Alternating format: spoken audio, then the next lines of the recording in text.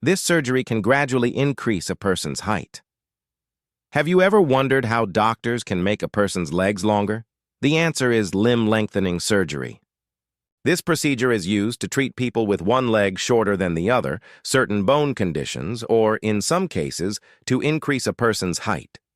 The surgery begins after the patient is given general anesthesia.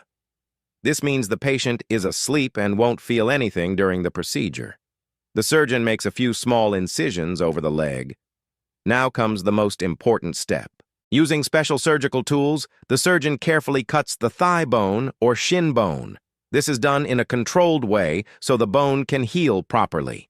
Next, a special lengthening rod is placed inside the bone.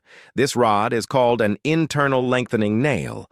The rod is fixed securely with screws above and below the cut bone so it stays in the correct position. But the bone is not made longer during the operation.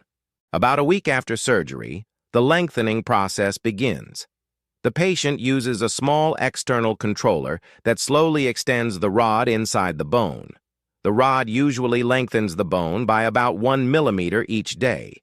As the two ends of the bone slowly move apart, the body fills the gap with new bone. At the same time, the muscles, skin, nerves, and blood vessels gradually stretch and adapt. This slow process continues for several weeks, until the desired length is reached.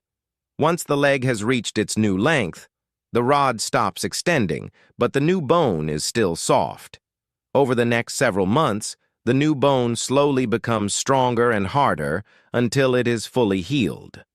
For many people, limb lengthening surgery improves leg length, restores better balance, or increases height while maintaining normal bone strength.